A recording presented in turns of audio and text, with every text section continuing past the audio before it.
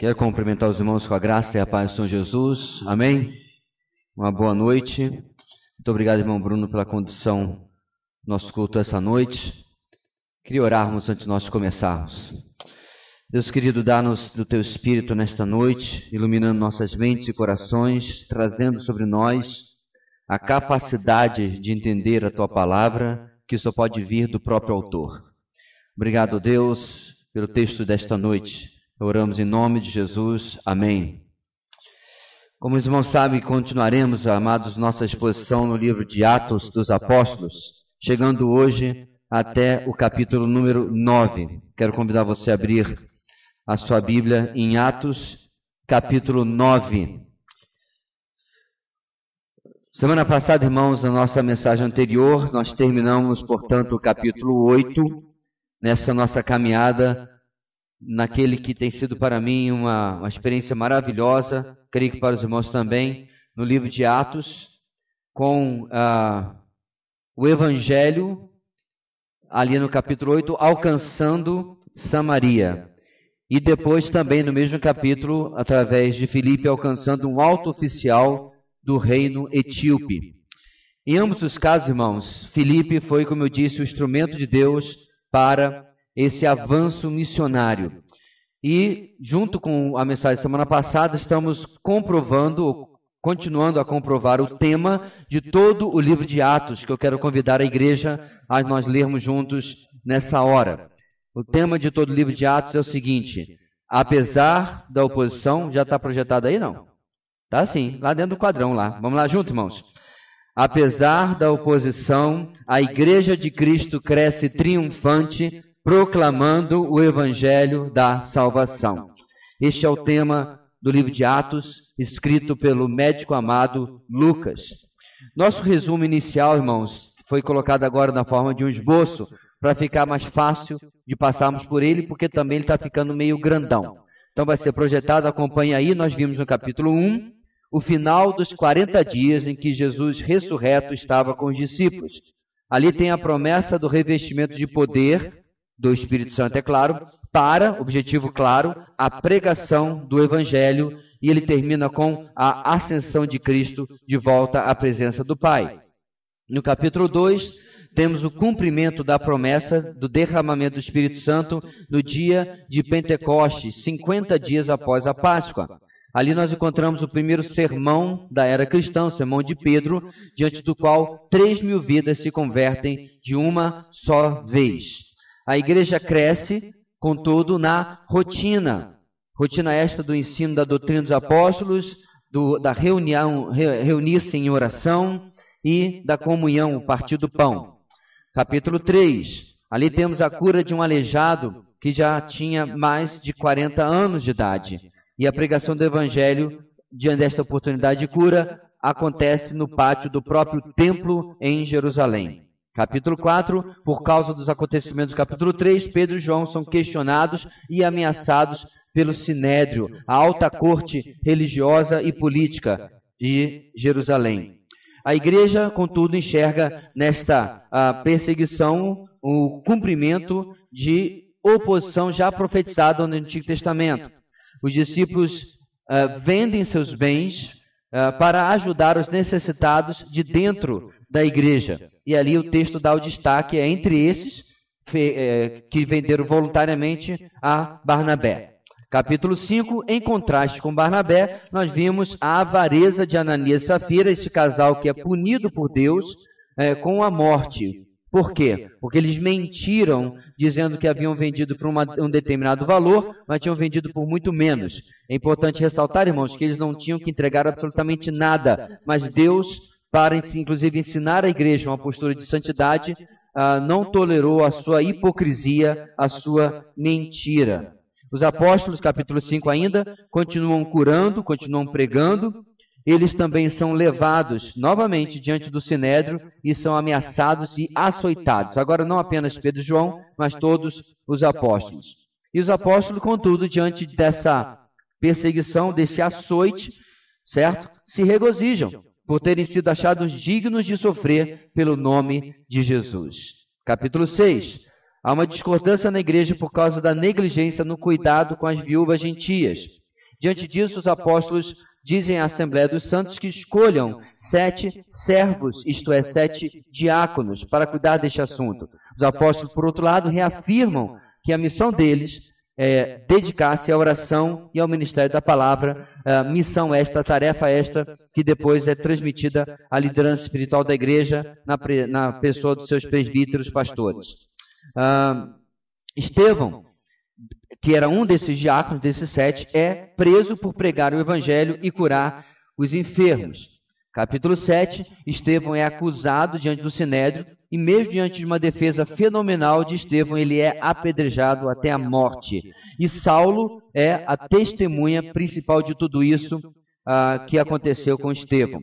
Capítulo 8, se inicia uma perseguição à igreja por causa depois do apedrejamento de Estevão. Todos fogem de Jerusalém, menos os apóstolos. Filipe, outro diácono e também evangelista, prega em Samaria. Há um embate entre Filipe, Pedro e João com um falso convertido, Simão, um mago.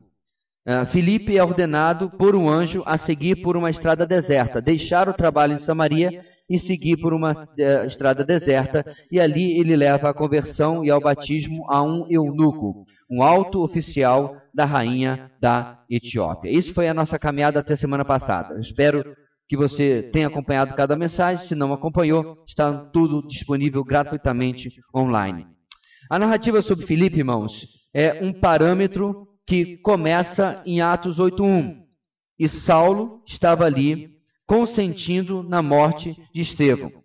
A partir daí, Filipe sai de cena e entra aquele que é, sem sombra de dúvida, a maior personagem do Novo Testamento e do cristianismo, à parte, é óbvio, do Senhor Jesus Cristo, do próprio Senhor Jesus, o qual, obviamente, é incomparável. Então, nós estamos falando aqui fora da pessoa do nosso querido Deus e Senhor Jesus Cristo.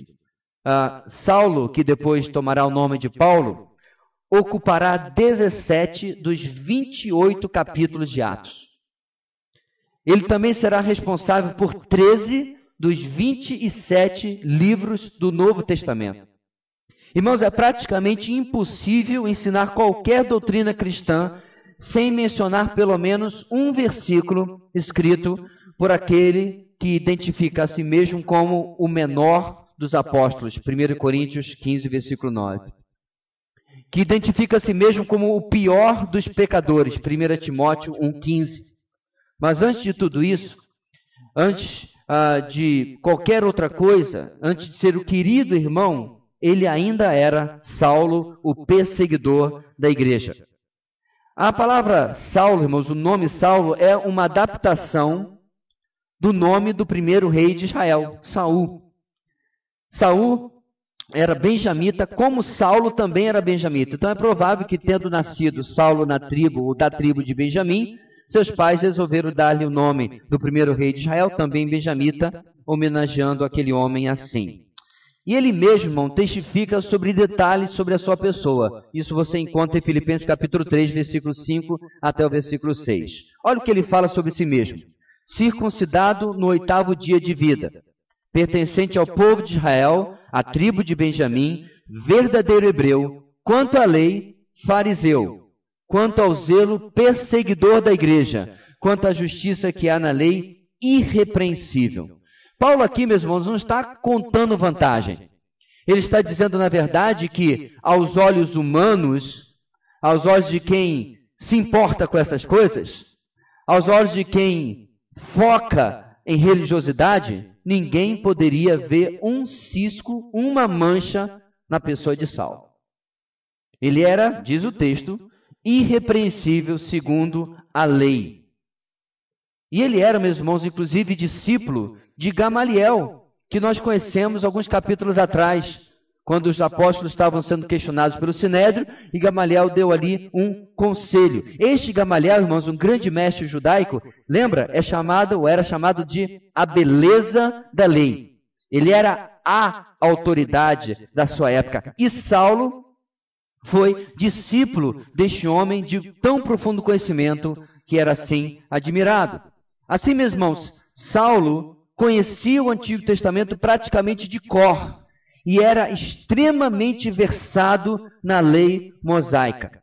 Então, meus irmãos, eu estou dando esses pontos porque o nosso Deus, ele não age ao acaso, ele não age no improviso. Acho que eu vou converter aquele ali, acho que eu vou converter aquele ali. Não, agora vai você. Não. Nosso Deus é, como já dissemos em outra mensagem, um jogador de xadrez. Ele faz tudo com um plano. E é claro, meus irmãos, que Deus pode usar absolutamente qualquer pessoa. Ora, ele usa até animais, usou um jumento, né, no Antigo Testamento, ou uma jumenta. E é claro, meus irmãos, que ele usa qualquer pessoa. Mas não há como nós negarmos que se você comparar, por exemplo, Pedro e João, que aparecem no início de Atos, e agora o futuro apóstolo Paulo, há um abismo de capacitação entre um e outro. Pedro e João eram judeus apenas. Paulo era judeu, mas também cidadão romano. Portanto, usufruía de diversos privilégios para andar pelo império que um simples judeu não usufruiria.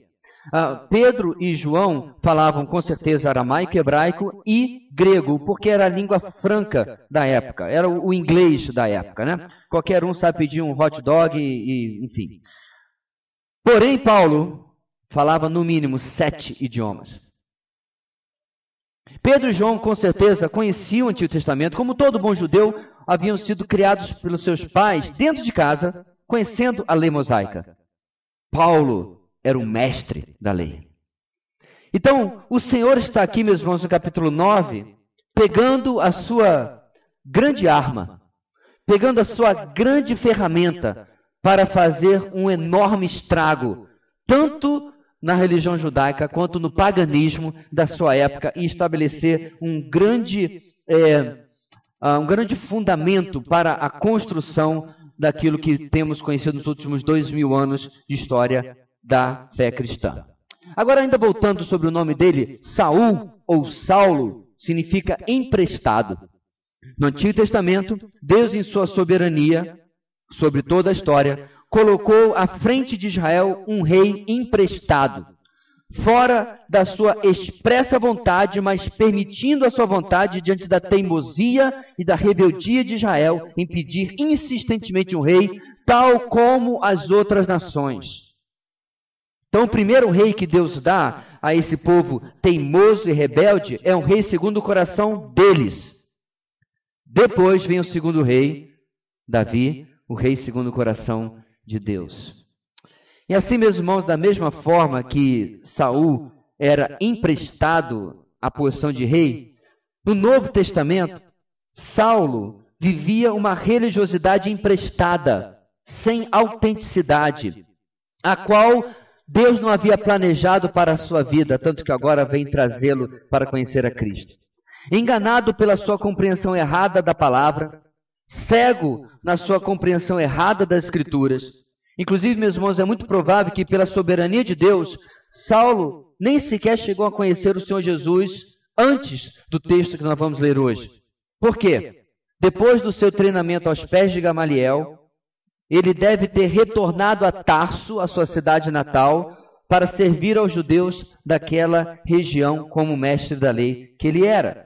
Igualmente, pela soberania de Deus, irmãos, o retorno de Saulo a Jerusalém coincide com o ministério de Estevão, vindo ele depois a participar do apedrejamento de Estevão.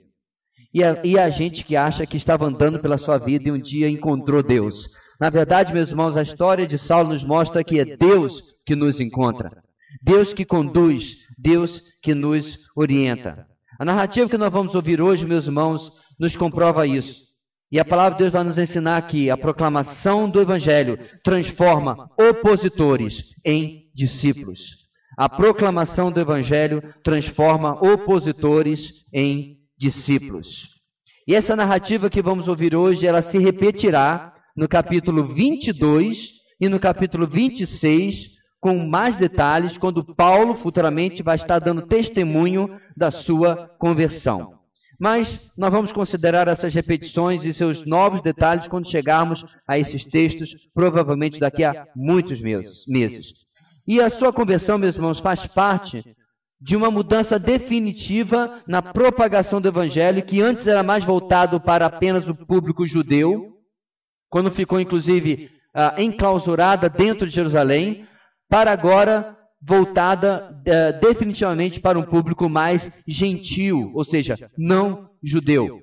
Isso já havia começado com o evangelho chegando a Samaria e ao eunuco etíope. Mas com Paulo, meus irmãos, isso vai se estender de maneira muito maior, tanto que ele é conhecido como o apóstolo aos gentios. Nós vamos começar o nosso texto, meus irmãos. Eu quero convidá-los a lerem em Atos capítulo 9, os versículos 1 e o versículo 2, onde nós vamos começar a ver a palavra de Deus nos mostrando que a proclamação do evangelho transforma opositores em discípulos. Diz assim a palavra do Senhor, irmãos, todos juntos, vamos lá? Enquanto isso, Saulo ainda respirava ameaças de morte contra os discípulos do Senhor. Dirigindo-se ao sumo sacerdote, pediu-lhe cartas para as sinagogas de Damasco, de maneira que, caso encontrasse ali homens ou mulheres que pertencessem ao caminho, pudesse levá-los presos para Jerusalém. Primeira parte do nosso texto de hoje, irmãos, vai nos ensinar o progresso do evangelho e a oposição podem ser concomitantes. O progresso do evangelho e a oposição podem ser concomitantes. Vou pedir ao pessoal da mídia que coloque um M depois do pode, porque a minha professora de português me ensinou concordância verbal muito bem, mas às vezes a digitação nos trai, ok? Progresso do evangelho e a oposição podem ser concomitantes. Nosso texto, irmãos, no capítulo 9, começa nesse primeiro verso com, pelo menos na NVI, NVT e outras versões, com a expressão enquanto isso, reforçado depois por um ainda. O que ele está fazendo? Ele está ligando o nosso texto lá ao começo do capítulo 8, versículo 3, ao apedrejamento de Estevão e à dispersão de Jerusalém por causa da perseguição. Em capítulo 8, versículo 3, nós lemos: Saulo, por sua vez, devastava a igreja, indo de casa em casa, arrastava homens e mulheres e os lançava na prisão. Então, de certa forma, meus irmãos, Saulo foi instrumento de Deus de missões, antes de se converter.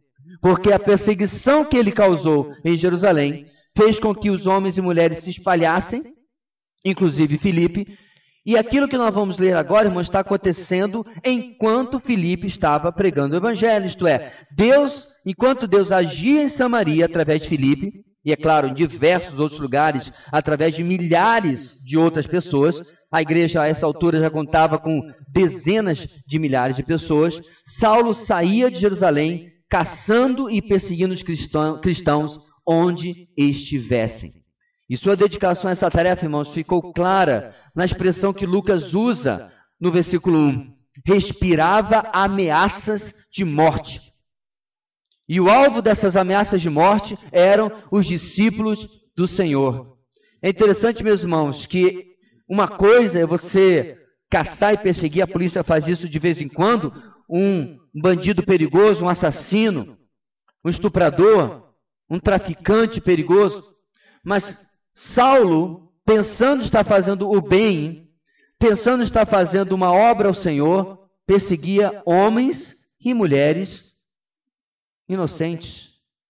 Não aos olhos dele, porque eram hereges, eram blasfemos, mas eram inocentes no sentido que eram inofensivos, pais de família, donas de casa.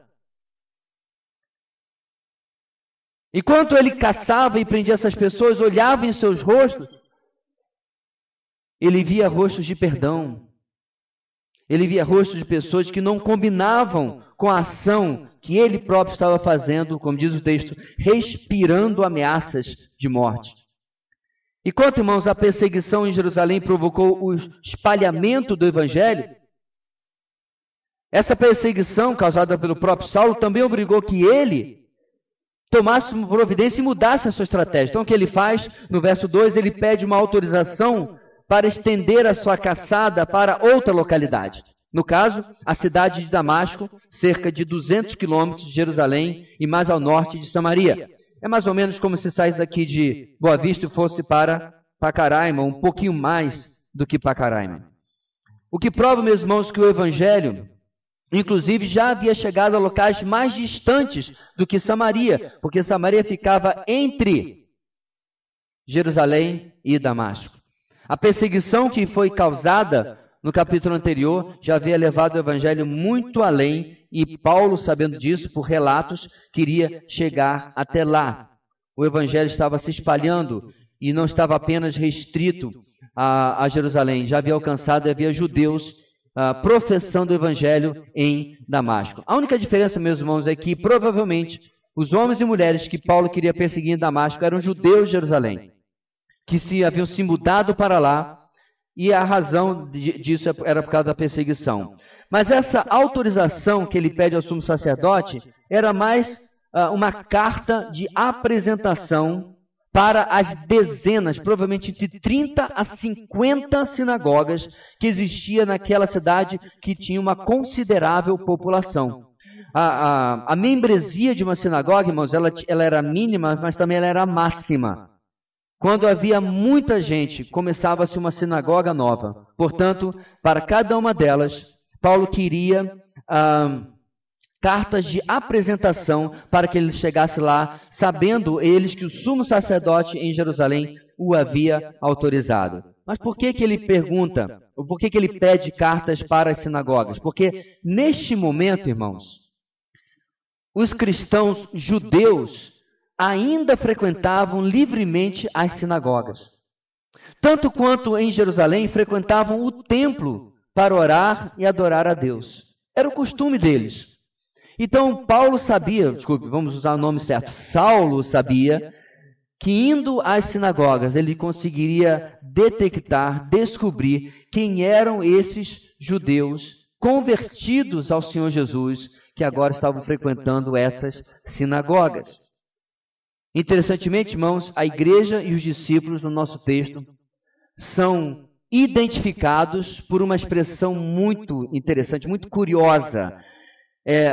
Saulo diz que esses são aqueles que pertencem ao caminho. Uma expressão, meus irmãos, que voltará a ser usada apenas lá depois do capítulo 19. Nós não sabemos ao certo, irmãos, qual é a origem dessa expressão.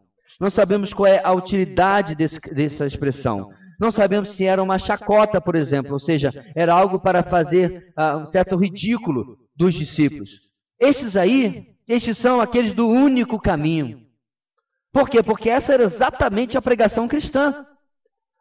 Existe uma confusão hoje, irmãos, com toda essa narrativa de tolerância, e que se deseja se juntar às religiões do mundo para coexistir. Inclusive, uma famosa banda de música popular de rock, há um tempo atrás, em seu concerto, projetou a palavra coexiste. E cada parte dessa palavra era um símbolo de uma religião diferente. Agora, veja bem, ninguém está aqui falando que você deve odiar ou que você deve combater de alguma maneira agressiva qualquer tipo de religião. Não! Contudo, irmãos, a mensagem do Evangelho continua presa à declaração de Jesus em João capítulo 14. Eu sou o caminho, a verdade e a vida. E aí logo depois vem mais uma palavra intolerante. Ninguém vem ao Pai senão por mim. Essa é a mensagem do Evangelho. A ideia popular de que todos os caminhos levam a Deus, ela precisa de explicação. Todos os caminhos levam a Deus, é verdade, porque a palavra de Deus diz que vivos e mortos, ricos e pobres, não importa quem for, todos um dia comparecerão diante de Deus. A grande pergunta é como cada um chegará lá. Se será colocado à direita ou à esquerda de Deus. Porque diz a palavra de Deus, meus irmãos, que Deus se virará àqueles que estão à sua direita e dirá: vinde, benditos de meu Pai. Mas a palavra de Deus diz que Deus se virará àqueles que estão à sua esquerda e diz: afastai-vos de mim, vós malditos. Então, o pensamento moderno quer colocar tolerância onde o nosso Deus, aos olhos deles, seria intolerante. Então é muito provável, meus irmãos, que essa expressão, aqueles que pertencem ao caminho, fosse, tal como a palavra cristão também era, a palavra cristão, apesar de é um diminutivo. Em grego é a palavra cristinho, pequenos cristos. É aqueles messiazinhos que imitam aquele homem que morreu lá em Jerusalém. Então, tal e qual a palavra cristão era uma gozação, uma sacota, uma brincadeira. Essa chacota também se repetia talvez com essa palavra. Agora que interessante, meus irmãos, os cristãos assumiram ser cristãos, pequenos cristos, e assumiram ser aqueles do caminho, porque graças a Deus assim o somos. Meus irmãos, então o objetivo de Paulo era prender, era acabar com o evangelho, com tudo. Enquanto ele fazia isso, o evangelho continuava crescendo. Portanto, irmãos, precisamos estar cientes de que a nossa bonança, a nossa tranquilidade aqui não significa necessariamente o mesmo em outros lugares. Diversas vezes, irmãos, nós temos falado isso no momento de missões. Nós temos falado isso em outras oportunidades. A nossa tranquilidade aqui precisa estar ciente de que há perseguição acontecendo neste exato momento. Não podemos perder os olhos, meus irmãos, de que a nossa tranquilidade aqui está convivendo ao mesmo tempo com a luta de irmãos em vários e vários lugares do mundo. Eles precisam estar debaixo da nossa oração. Eles precisam estar debaixo da nossa preocupação. Não podemos nos esquecer daqueles que sofrem por causa do Evangelho. Num mundo que se fala de um monte de fobias, num mundo que se fala de um monte de perseguições, raramente você vai ouvir alguém falar sobre cristofobia. Ou seja, o preconceito e a perseguição contra cristãos. As estatísticas mostram que nos últimos anos, variando de ano para ano, de 60 a 100 mil cristãos são mortos todo ano. Você já ouviu alguma reportagem do Fantástico sobre isso? Provavelmente não. Já viu uma reportagem em algum grande jornal sobre isso? Provavelmente não. Porque não se fala em absoluto sobre isso. Algumas semanas atrás, uma igreja histórica na Europa, um prédio, no caso me refiro, foi queimada. Um prejuízo, obviamente, irmãos, os irmãos estão lá, graças a Deus, estão bem, se reúnem em outro lugar, mas um prejuízo para a cultura e para a história daquele país.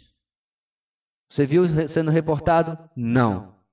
Diversos incêndios de templos cristãos na Europa não saem na mídia, porque a Europa está passando, vimos agora um tempo de globalismo, de tentando colocar culturas, porque afinal de contas toda cultura é boa, né? Mesmo a cultura que oprime a mulher, mesmo a cultura que mata homossexuais, mas é uma boa cultura.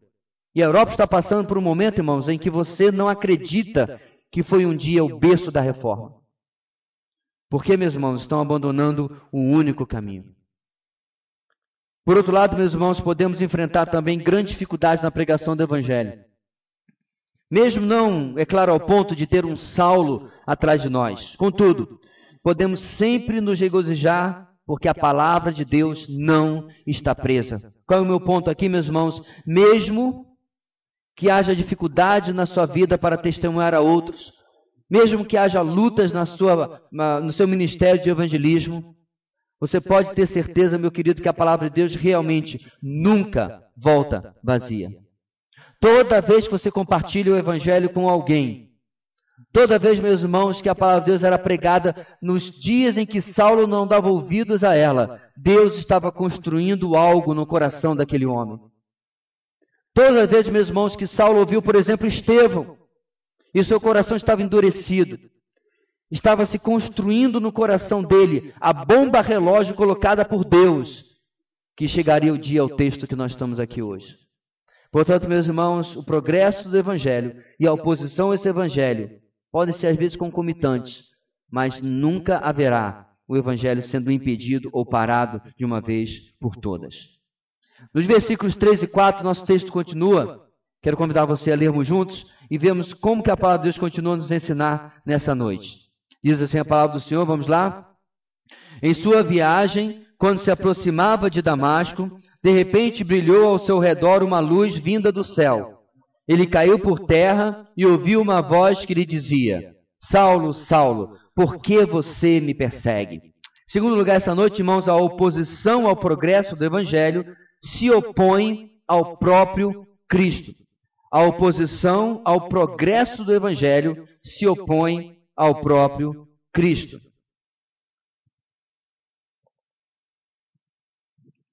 Nos versos 3 e 4 que acabamos de ler, nós temos a reviravolta que Saulo nunca esperava que aconteceria na sua vida. Você já parou para pensar, meus irmãos, se tudo aquilo que você acreditou sobre determinada coisa fosse totalmente mentira? Você já parou para pensar se tudo que você acreditava sobre uma pessoa, sobre um fato histórico, sei lá, não chega perto do que Saulo está experimentando aqui? Mas um belo dia caiu na minha mão, há muito tempo atrás, um livro, digamos assim, que falava dos bastidores da história do Brasil. E você começa a perceber que os nossos heróis dos quadros não são tão heróis assim. Que a história foi meio embelezada. Que botaram uma maquiagem para a gente estudar quando era pequeno na escola. Até que alguém resolveu escrever algumas coisas e, digamos assim, dar uma olhadela atrás do pano. Nos bastidores do que realmente havia acontecido. Um desses heróis que aparece nos quadros, vestido, bonito, com uniforme, na verdade, estava de pijama em casa e nem queria fazer o que fez. O outro que mostra em cima de um cavalo e vários cavaleiros ao seu redor, provavelmente tinha um pangaré e nem estava lá sabendo exatamente o que estava acontecendo. E assim vai. Por que exatamente, meus irmãos, as pessoas precisam embelezar a verdade? Porque a verdade às vezes não é bonita. E aqui está um homem, meus irmãos, que vem há algum tempo lutando com algumas coisas que ele está testemunhando. Quer ver uma delas? No final do julgamento, no final do discurso de Estevão, diz o texto que todos olhavam para Estevão e o seu rosto era como o rosto de um anjo. E ainda assim eles continuaram com o apedrejamento. Mas Saulo estava lá. Mais adiante, irmãos, perto da sua morte, Estevão repete as palavras que Jesus disse na cruz, pedindo que o Senhor não pesasse a culpa sobre aqueles homens. Ou seja, eles não sabem o que estão fazendo, perdoa-lhes. E Saulo estava ouvindo. Cada vez, meus irmãos, que ele arrastava homens e mulheres, provavelmente com crianças chorando perto, e via a reação, a atitude dos cristãos, mais uma vez, ele ficava pensando, alguma coisa está fora do lugar. Alguma coisa está errada no que está acontecendo.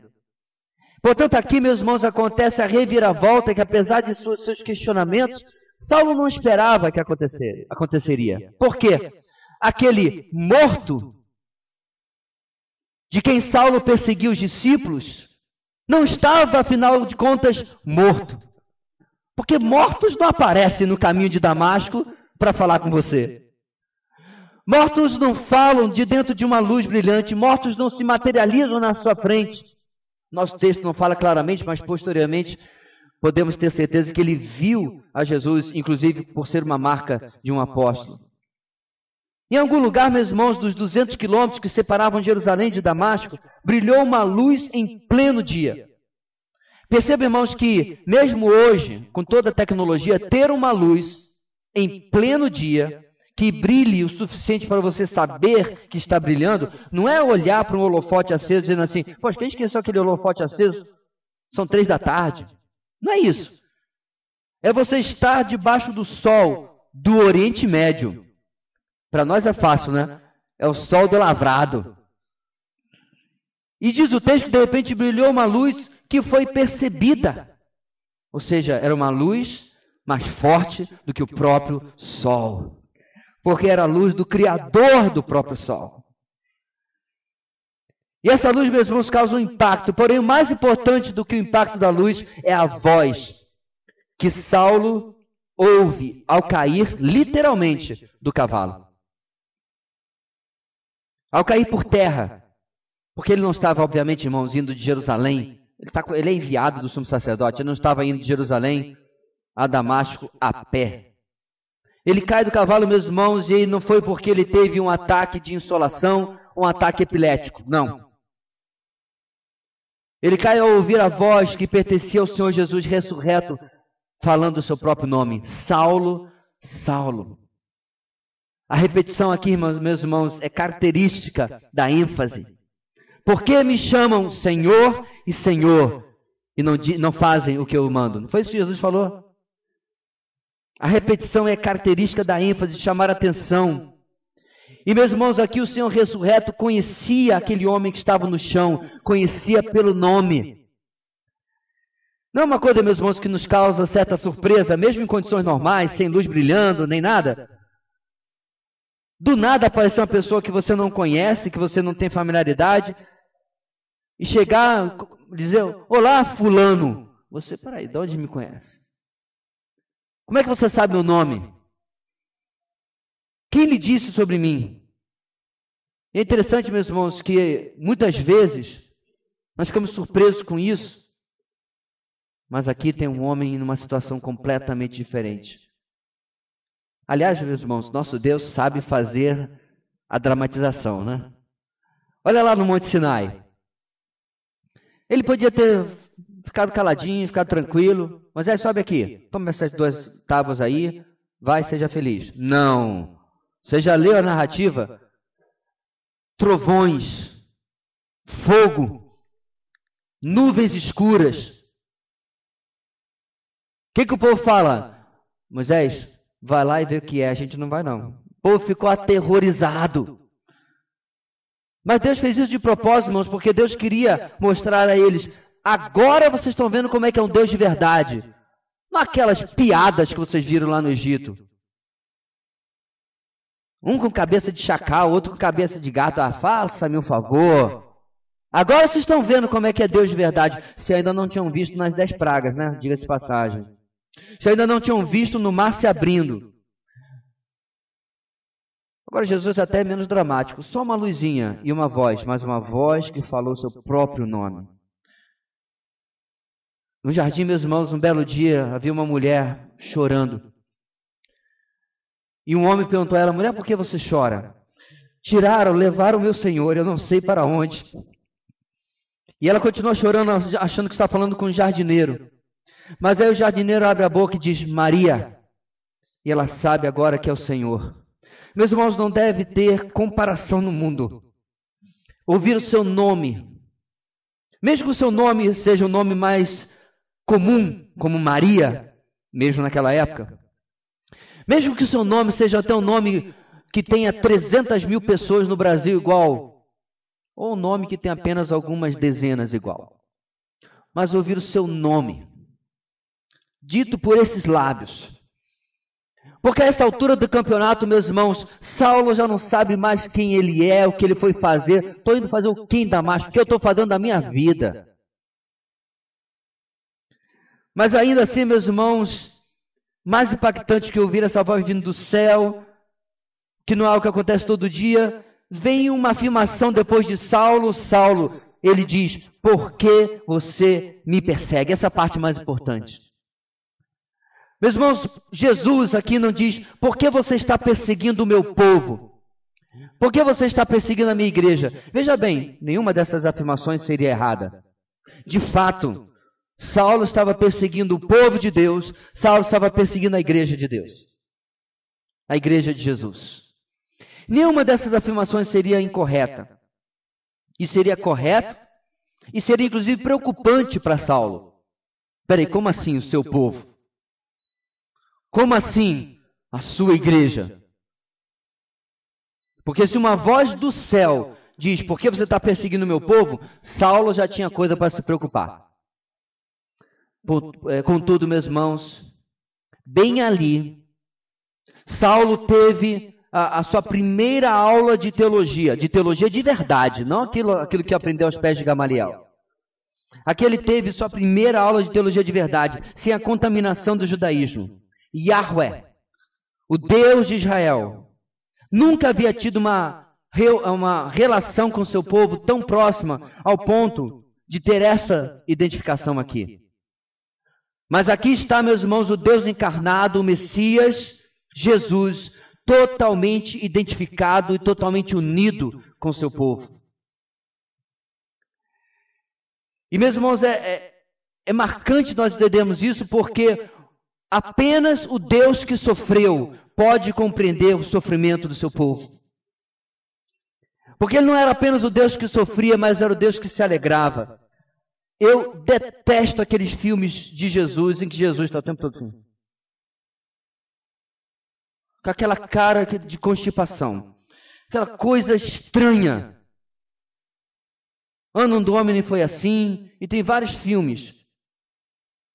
Parece aquele cara preocupado com boleto, sabe? Todo tempo de cara feia. Porque eu acho difícil, meus irmãos, que você tivesse no seu povo gente dos discípulos, né, os apóstolos, gente mais para dentro, gente mais reclusa, mas ao mesmo tempo aquele pessoal como o Pedrão. Pedrão era, né, da festa, Pedrão era dos... Né, vamos lá! Eu vejo Pedro, meus irmãos, com aquele que te vê lá da porta e aqui já abre o braço. Aí ele abre o braço para o mestre, está lá o mestre, com cara de boleto. Não tem condição nenhuma disso.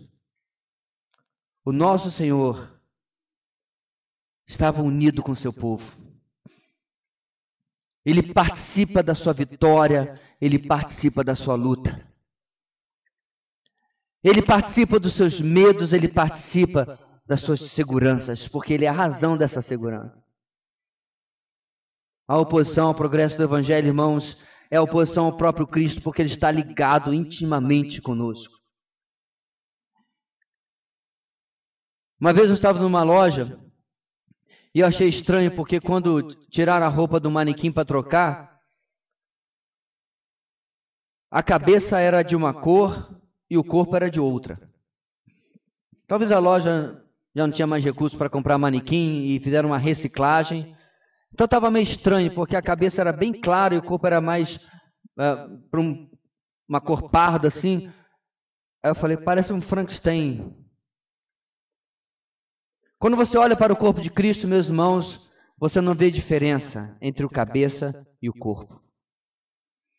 A união é tão grande que você não vê diferença entre aquele que é o nosso mestre e nós que somos seus seguidores.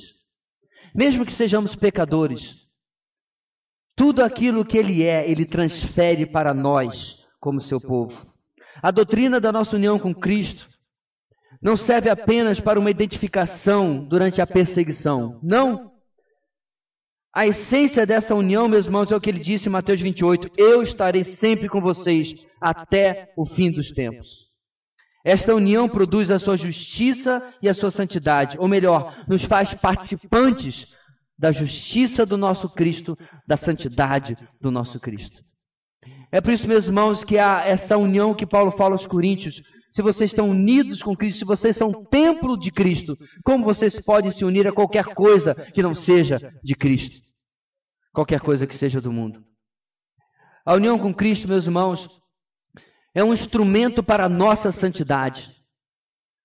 É sabermos quem nós somos, não olhando para dentro de nós, mas olhando para a cruz, olhando para Ele.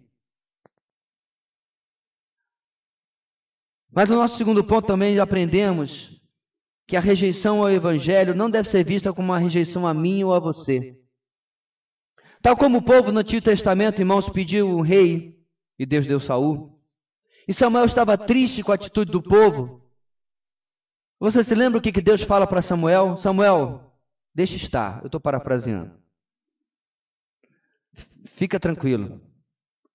Eles não rejeitaram a você. Rejeitaram a mim. Meus irmãos, cada vez que o Evangelho é rejeitado, que você prega, é porque as pessoas querem um outro Jesus, um outro Deus, e não aquele das Escrituras. Isso é triste, meus irmãos, mas também é reconfortante, porque nós sabemos que podemos continuar pregando até que Deus use a pregação do Evangelho para chamar os seus eleitos, para chamar os seus escolhidos. O Senhor Jesus está com você em todo o momento. Apenas o Deus que sofreu, o Deus que se alegrou, pode participar de todas as áreas da nossa vida, e este é o nosso Deus. O progresso do Evangelho e a oposição podem ser concomitantes. A oposição ao progresso do Evangelho se opõe ao próprio Cristo. E o nosso texto vai terminar, meus irmãos, nos ensinando em terceiro lugar, do versículo 5 até o versículo 9. Convido-os a nós lermos juntos esse trecho. Vamos lá? Saulo perguntou: quem és tu, Senhor? Ele respondeu: eu sou Jesus, a quem você persegue. Levante-se, entre na cidade. Alguém lhe dirá o que você deve fazer. Os homens que viajavam com Saulo, pararam emudecidos. Ouviram a voz, mas não viam ninguém. Saulo levantou-se do chão e, abrindo os olhos, não conseguia ver nada. E os homens o levaram pela mão até Damasco. Por 3 dias ele estava cego, não comeu nem bebeu. Em último lugar, meus irmãos, toda a oposição sucumbe diante do poder do Cristo ressurreto. Toda a oposição, toda a artimanha de homens, do diabo, não importa, sucumbe diante do Cristo ressurreto. Aquele a quem servimos é o dono da história, o Senhor do universo, o Rei dos reis, Senhor dos senhores. Na nossa mensagem anterior, quando nós terminamos o capítulo 8, nessa nossa caminhada, nós vimos o Evangelho triunfando, o Evangelho crescendo e caindo, inclusive com Simão o Mago, diante do Cristo ressurreto. Agora, meus irmãos, Saulo tomou aquela estrada naquele dia, acreditando fazer a vontade de Deus, fazer a obra de Deus. Em momento algum ele se via como oposição a Deus e a sua obra, muito pelo contrário. Então, meus irmãos, em certo sentido, Saulo caiu do cavalo figurativamente e literalmente. Literalmente ele caiu fisicamente do cavalo, mas figurativamente ele caiu das suas concepções, da ideia que ele tinha sobre o que ele estava fazendo. No verso 5, o diálogo entre Saulo e a voz que ele ouvia e a pessoa que ele via continua. E por incrível que pareça, meus irmãos, Saulo pergunta àquela voz que vem dos céus. Ele entra no diálogo. Ele pergunta: quem és tu, Senhor? É importante salientar, meus irmãos, que eu não creio que a pergunta de Saulo seja de total ignorância nem de total certeza. Mesmo ele usando a palavra Senhor aqui, Curie, isso não confirma necessariamente que ele estava falando no sentido divino. Senhor, Curie, ou Kurios, em grego, é uma expressão que você pode usar para alguém com autoridade. Por exemplo, se você chegasse diante de Pôncio Pilatos, um homem mau aos olhos do Novo Testamento, você poderia chamá-lo de Curie, de Senhor, e que não seria em absoluto o sentido divino, um sentido sobrenatural. Então, é provável que ele estava aqui ainda lutando com o que havia visto todos esses meses e aquilo que estava presenciando agora ali diante dele. E diante, meus irmãos, da dúvida de Saulo sobre a identidade do dono daquela voz e as certezas espirituais dele sendo esmagadas pela resposta, ele ouve: eu sou Jesus a quem você persegue. Eu sei que é uma ficção, meus irmãos, mas vários aqui assistiram o filme Ressurreição. A história de um soldado romano, um oficial encarregado em desmentir o boato da ressurreição, encontrando o corpo de Jesus. Obviamente que ele não o encontra, e um belo dia, perseguindo uma informação de onde encontrar os apóstolos, que ele julgava estar escondendo o corpo de Jesus, ele que havia visto Jesus na cruz, todo desfigurado, quando entra no quarto, dá de cara com ele. É ficção, meus irmãos, mas isso deve ter acontecido diversas e diversas vezes. Por que eu sei? Porque Paulo vai dizer em Coríntios capítulo 15 que a ressurreição não teve 1 ou 12 ou 20. Teve quantos? Alguém lembra? 500 testemunhas. 500 pessoas viram o Senhor ressurreto. Das milhares e milhares das multidões que andavam atrás dele, mais interessados em seus milagres e sinais, esses 500 realmente convertidos, discípulos de verdade, haviam visto o Senhor ressurreto. E vez após outra, eles devem ter caído, ficado sem palavra, desmaiado. Porque não é todo dia que você vê uma pessoa, não apenas que foi morto, mas morto cruelmente, desfigurado, e ficou 3 dias dentro de um buraco, de uma caverna, um túmulo. E depois você vê ali diante de si, perfeito, com a exceção que ele mesmo permitiu, pela incredulidade dos homens, da marca dos cravos, nos pés também, e da lança no seu lado. E Paulo aqui, meus irmãos, está sendo confrontado. Eu sou Jesus. Ele podia até incluir aquele que você achava que estava morto, lembra? A quem você persegue. Ainda debaixo, meus irmãos, do peso do que ele ouve, no verso 6, ele ainda não responde mais. Saulo recebe instruções de continuar a sua viagem a Damasco e aguardar instruções. É provável que ele já estava para mais da metade da viagem, mais perto de Damasco do que de Jerusalém, ou não. Talvez eles estavam ainda 100 e tantos quilômetros de Damasco, mas a ordem dada com a voz do céu foi plenamente obedecida. O verso 7 nos traz um detalhe interessante. Como eu já disse, Saulo não viajava sozinho. Ele levava consigo provavelmente acompanhantes para prender e trazer os cristãos de volta a Jerusalém. E esses acompanhantes, com certeza, eram soldados do templo. Estes, diz o texto, nada viram, mas apenas ouviram a mesma voz. O que confirma, de novo, que Saulo havia visto a Jesus e os seus acompanhantes não. E depois, meus irmãos, Saulo obedece àquilo que acontece. E no versículo 8, o feroz perseguidor dos cristãos agora está cego. Aqui, meus irmãos, uma certa metáfora, uma certa até mesmo ironia da parte do Senhor Jesus para com Saulo. Aquele que achava que via tudo com clareza, que tinha todas as respostas, que olhava para os loucos como Estevão, olhava para os pobres coitados enganados que ele prendia, que achava que via tudo com clareza, ele que achava que tinha a verdade absoluta enquanto perseguia aqueles que eram enganados e enganadores, cegos, agora ele mesmo está cego. Fisicamente. Ele precisou, meus irmãos, estar cego fisicamente primeiro, para depois enxergar de fato a verdade. E precisa ser levado pela mão como uma criança, diz o texto. Aquele que mandava, literalmente, matar e prender, agora depende dos outros, pelo menos por enquanto. Finalmente, no verso 9, a espera de Saulo por aquele que Jesus prometera que viria, lhe explicaria, lhe orientaria, isso vai acontecer apenas no próximo texto, demora 3 dias. E para mim, meus irmãos, de novo, há aqui uma mensagem de Jesus. Assim como eu fiquei no escuro, ou meu corpo, pelo menos, ficou no escuro, melhor dizendo, por 3 dias, você vai ficar também. Porque poderiam ser 4, poderiam ser 5, poderia ser 1. Mas como não creio, meus irmãos, que o nosso Deus joga dados, nem brinca com a sorte, Ele faz a própria sorte, o próprio destino e os próprios fatos, Ele determina que Saulo iria ficar por 3 dias, inclusive ele jejua durante esses dias. E é possível, meus irmãos, que esses tenham sido 3 dias no escuro, que foi tempo bastante para ele pensar em muitas coisas. Para ele rever a sua vida, e rever seus conceitos. Porque Saulo aqui, meus irmãos, não era um jovem. Já era um homem, provavelmente na meia-idade. Ele havia desperdiçado toda a sua vida perseguindo algo que estava caduco, a velha aliança. Protegendo e propagando algo que já havia passado, a fé judaica. E agora, meus irmãos, ele é confrontado com o poder do Evangelho, que é maior do que qualquer resistência humana.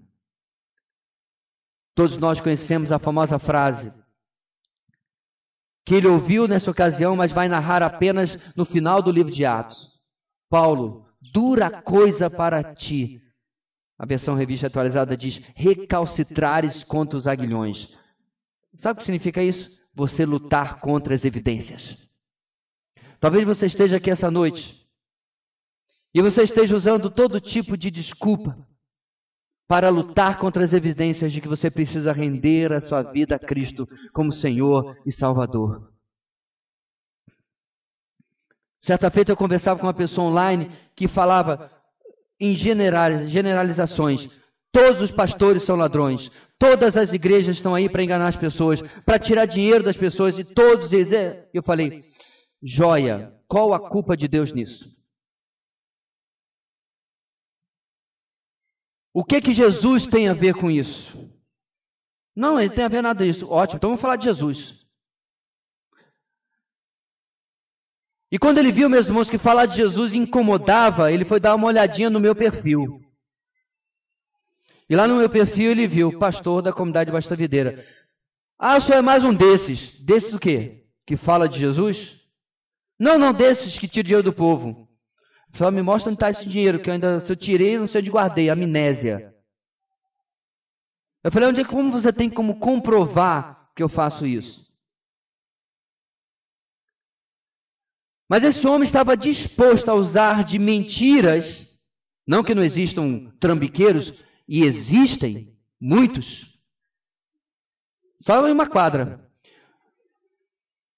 Usava de desculpas desses acontecimentos para que ele mesmo não pudesse pensar sobre o seu relacionamento com Deus. Meu querido, se você um dia chegar diante de Deus e falar, Senhor, eu só não te servi, porque quando eu ligava a televisão só tinha pastor trambiqueiro. E Deus vai falar assim para você, eu, Kiko. Na minha época, quando eu era menor, significa eu com isso.